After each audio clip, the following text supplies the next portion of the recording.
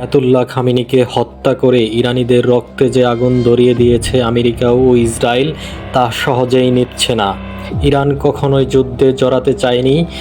America, Israel গং তেহরানকে যুদ্ধে টেনে এনে নিজেরাই পড়ে গেছে চরম বিপদে। কারণ যুদ্ধের নিয়ন্ত্রণ তো এখন ইসলামী বিপ্লবী দেশ ইরান। যুদ্ধ বন্ধের 3টি শর্ত জুড়ে দিয়েছে তেহরান। খামেনিদের কথা পরিষ্কার, শর্ত মানলে মানো, আর না মানলে আসো যুদ্ধ চালিয়ে যাই। ময়দানেই হবে চূড়ান্ত ফয়সালা।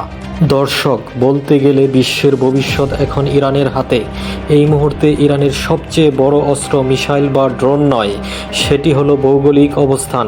হরমুজ প্রণালী, যেখান দিয়ে বিশ্বের 20% জ্বালানি সরবরাহ হয়, সেটি এখন কার্যত অবরুদ্ধ। ইরানের সামরিক কমান্ডের মুখপাত্র ইব্রাহিম জুলফিকারি আমেরিকাকে যে হুঁশিয়ারি দিয়েছেন, তা শুনে বিশ্ব অর্থনীতির নাভিশ্বাস ওঠার দশা। ইরান বলছে তেলের ব্যারেল $200 হওয়ার জন্য প্রস্তুত থাকুন। বর্তমানে তেলের দাম $90 আশেপাশে থাকলেও হরমুজ প্রণালী বন্ধ থাকা মানে হচ্ছে 1970 দশকের চেয়েও বড় জ্বালানি সংকট। অন্যদিকে দেখা যাচ্ছে নতুন সমীকরণ। ইরান এখন একা নয়, বরং বন্ধু দেশ তাদেরও পাশে পাচ্ছে ইরান।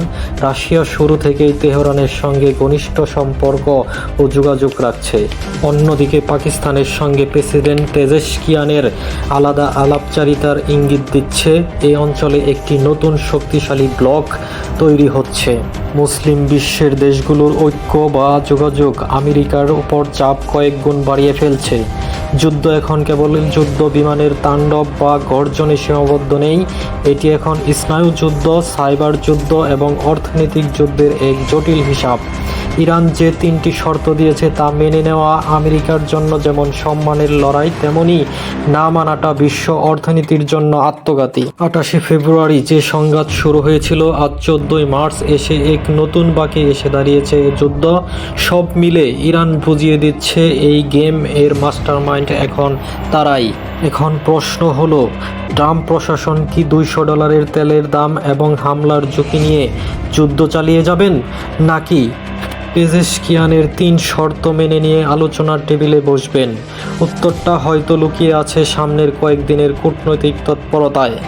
তবে আপাতত যুদ্ধের নিয়মটা লিখছে তেহরানই।